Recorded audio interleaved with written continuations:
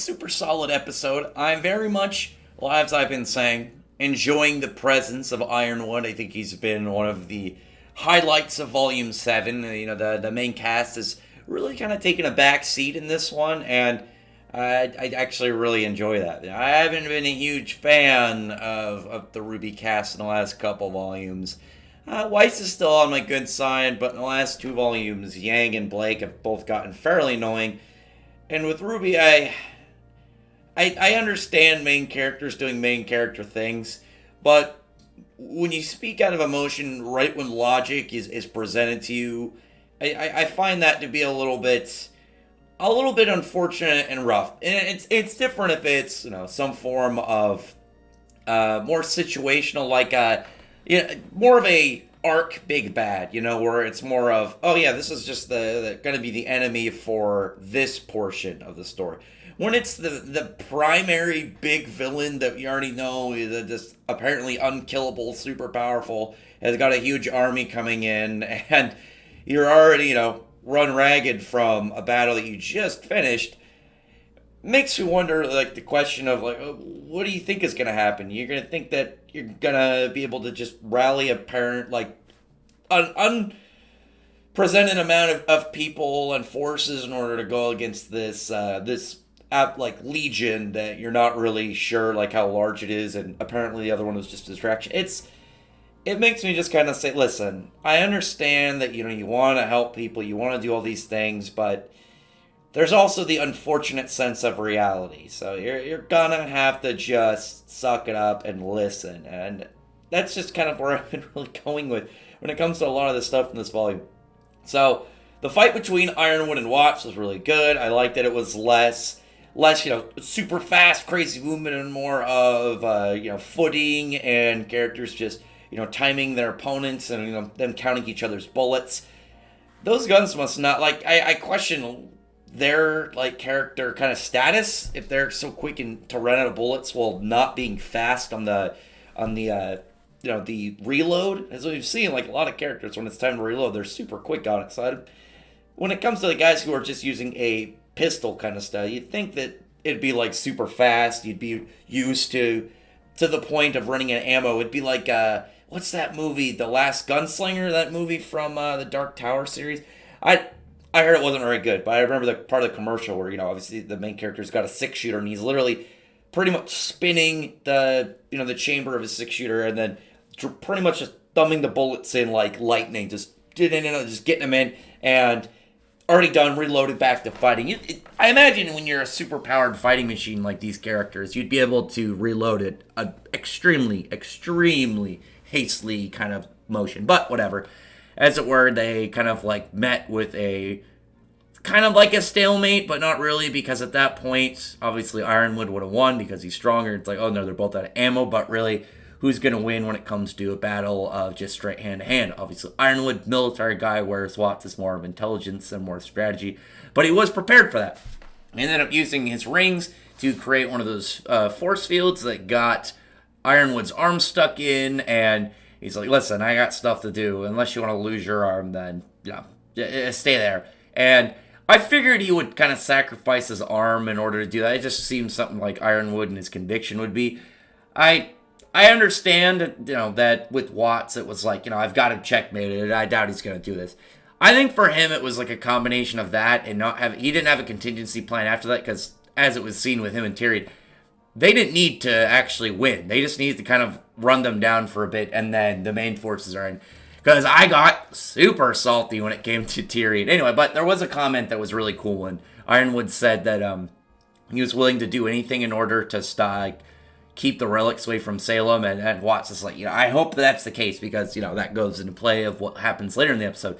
But with Tyrian, I was like, why is Tyrian fighting these three? Because as we've seen with Robin, she doesn't seem like much of a fighter. I hate her so much, but factually, she doesn't seem like much of a fighter.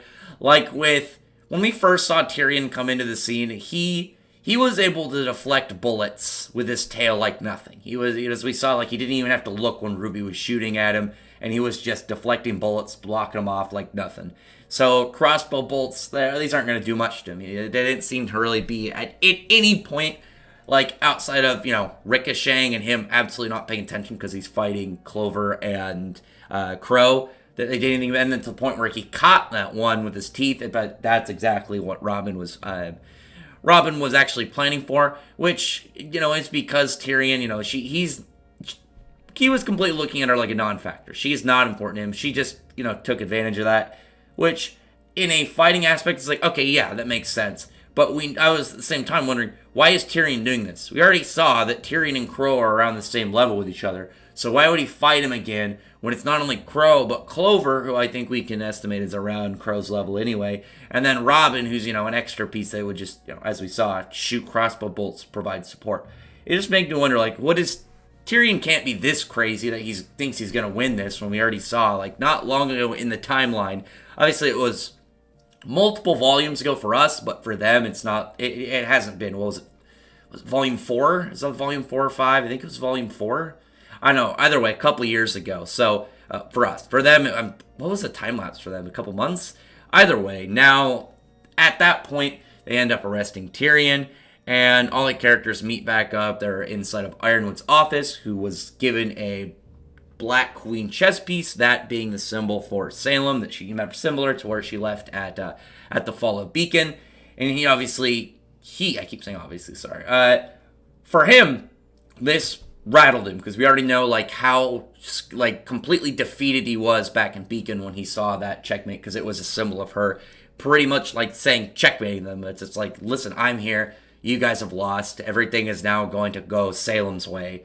And at that point, all of them kind of start fighting, and I was very happy with the decisions of Ironwood and some of the stuff he said. But when they were all kind of, like, arguing all the stuff that happened, you saw just the weird creature, that weird grin that just looks like a little crystal ball with tentacles, fell over, broke, like it came out of outside of Watts' bag, and here it is, break to put Salem's presence in the room, and she's saying how essentially that first wave was just kind of paved the way for her, probably, get their forces down, just kind of like get them all up in a panic, and then she's got to bring in the real kind of horde, the real Legion of Grimm, and seemingly herself, which is going to be really interesting, because I am looking forward to seeing her fight. And whether that's going to be next episode or maybe in a next volume, because the next episode, what's that, episode 11? So that should be the last one of volume 7. And at that point, maybe the next volume will be gearing up for Salem. Maybe it won't even be end of volume 8 Salem battle. Maybe it'll be near the beginning. We start with some siege. That would actually be really cool.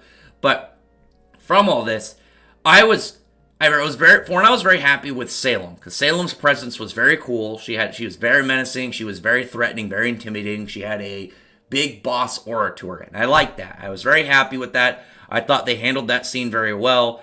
And when she's talking to them, and she's not having some big evil bad guy I'm gonna rain death and despair down upon you. And some characters can make that work for sure, but that's not where she's going. She was kind of talking about this being a mercy and just listen, I'm immortal. You guys aren't. I can outlive you. I have all the time in the world. You guys are unlimited. Eventually, you guys are going to want to give up and realize that it's pointless. And she's just trying to speak to them, to their weaknesses, get them to realize kind of the severity and real, absolute reality of the entire situation.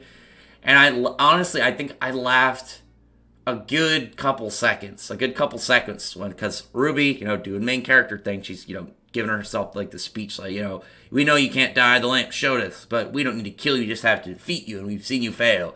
And then just, here comes Salem over and yeah, your mom said that to me, and look where she is now. And I was just oh my god, get in her head, crush her, just, you're not even attacking, with a normal move, you are just emotionally and mentally berating her in such a low-key, easy way. And I'm just it's good that she's doing that, but RWBY breaking down so quickly, I was not expecting her to topple that, without that much effort. And I was just well, I guess all you gotta really do is talk about her mom, and she just not gets sad, not kind of gets angry, just collapses, and then that's it. Just, I don't know what her thing is.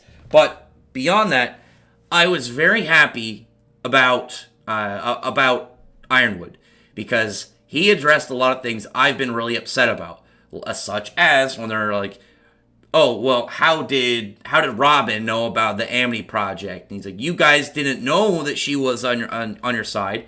You didn't know who out of like side of this, specific circle, their team, the Aesops, Ironwood, Penny, and whatnot. Just absolutely, you have no idea who was, trustworthy or not at that point. You just gave out the answer. Who are you loyal to? And they're like, oh, this isn't what's important right now. And I 100% agree when Ironwood responded, like, loyalty is always important. Because it is. When you have all these characters who, as we saw with Lionheart, that could be traitors helping Salem, it's important that you work with people you can trust that aren't going to do that. And I so much agree with Ironwood in so many of these things. Because like, we need to we're going to pretty much use the staff to raise Atlas out of the sky, out into the sky, go so high that Salem can't reach us. And like, well, you're going to abandon, a bunch of people inside Mantle. And here's the thing. It's unfortunate that is the case, but I agree entirely with Ironwood because he's looking at it as this is the least amount of damage they can do without the huge risk of Salem winning. Because obviously if Salem gets these relics, gets the Winter Maiden, because there was also like, we don't know what's going on with the Winter Maiden. Either we're sending Winter to... It's so dumb that they have Winter the character and Winter the Winter Maiden. It's funny only because they didn't plan... Like, they planned the relics to be in the series from the start, but the Winter Maiden... Well, the Seasonal Maidens actually just kind of popped up in before they finished writing up for Volume 3. But from there, you now have just Ironwood just giving them some very serious, like, reality checks. Listen, this is the best option we have without taking massive risks, without doing these things. And when Ruby and Co are like, oh, well, we're not gonna abandon these people. We can't do that. We want to stand our ground and fight. That's what we think is right. I'm just like, then do that. You guys can stay. You guys can get all the people you want to stay. They should still do the best they can and get the relic safely away from Salem, out of Salem's reach. It needs to be in that kind of like setup. Like, I don't understand what, like, are they gonna pretty much just take over the Atlas military? Like, or are they gonna be like, oh, we're in charge now? It's like, no, you guys can stay. You guys can stay on the ground and fight. We, on the other hand, are gonna try and get out of here. We're gonna try and get away. And from that, like, why are you doing this? I'm like, I had 100% agreed with Ironwood. He's like, you guys, after everything we did, you lied to us about Salem not being able to be killed. You lied to us about the lamp. You lied about these things. You gave out information that somebody that we didn't know was trustworthy or not. They 100% don't deserve Ironwood's trust in this because they didn't trust him enough to tell him all these things. It was the same thing that I got mad about when they're like, we should tell people about Salem and whatnot, and we can't hide this. You guys are hiding stuff from Ironwood already. Why would you be like, oh, we should tell them all this stuff? But then it's like, you guys aren't comfortable enough giving away this information. So in the next episode, we're going to see the Aesops go against Team RWBY. I'm not expecting the Aesops to win. I am expecting like the protagonists really to lose because I can 100% see like them having a battle with the Aesops, and then at the end of the episode, setting up for Volume 8, you have Salem's Legion just arrive, and it's just overwhelming. Maybe like one of those big Dragon Grim, maybe other like kind of like Boss Grim to add into the fray, and Salem herself. I'm hoping we get like her on the back of one, maybe even like a bigger kind of Dragon Grim, something even more monstrous. Though that one that we saw in Beacon was special because it kind of leaked off that big black goo that other Grim would spawn out of. So maybe that's like a special breed, something like a purebred Grim or something, right from the deepest. I don't know if it even is ooze, but you know what I mean. Just those massive black slime pits. Anyway, there was a thing about Oscar because they communicated with him. Like RWBY was telling him essentially what's going on, communicating to her team for a short period of time. And I'm curious. I'm actually very interested to see Crow versus Clover, to see how that fight goes. The person that I absolutely am most curious to see where they align with is Penny. Because Penny obviously is friends with RWBY and Co., but she's also loyal to Atlas, and it's not like the people in the Atlas military she doesn't like. Obviously she enjoys them, and at the end of the day, like, she is part of their whole military itself. I can see her going either way, and I'm being fine with it, just because, that Penny's is more of the question of which side she's going to be on, because I think she's got more than enough reason to be on either side. Maybe she'll try and be like a middleman diffuser of the situation. Again, I don't understand why they wouldn't just be like, oh, we're gonna stay, and anybody that can, be down, keep on like around a mantle, stay with us. You could even probably keep Penny. I just don't understand about that. That part does in fact really confuse me, because they don't have to stay with Ironwood and everything. Just keep the relics out of reach. It's not like it's safer in their hands, Team RWBY's hands, than it is, miles in the atmosphere inside of the Atlas, like deep in some vault. But anyway, comment below. I've been really enjoying the side characters this volume. I haven't really been a huge fan of Team RWBY. I am much more intrigued to see like a lot of the side characters. Though one of the what I would consider main cast I will always enjoy, and that is Jean. I can see Jean wanting to fight more, help people and go against Ironwood. I would be for me. It's more of the way he would probably describe it. Whereas Team RWBY they're kind of dumb about it. They're just like, we got to help everybody. It's like, yeah, but you can still do that. You don't have to be with us. You can still do your own thing. You don't have to follow us. You can go down on the ground and fight with these people when we leave. But at the same time, I think Jean would probably have more of a heroic thing to say instead of just being, we gotta do this anyway. I'm not a huge fan of Team RWBY anymore at this point. I like Weiss. RWBY herself, I'd say on the fence of. I don't dislike her, but I don't really like her. Yang and Blake have both annoyed me for the last 2 volumes, so I don't really care about them at all. Other than that, comment below. Tell me your thoughts are about this episode and what you want coming up with the next one. Because, as I said, next one should be Volume 7 finale leading up to, it'll have a little cliffhanger at the end for Volume 8. But anyway, thank you. I really appreciate if you would thumbs up the video from the like button, subscribe button, and check out my other videos. And I appreciate everybody's already subscribed, and I thank you all for listening. Bye.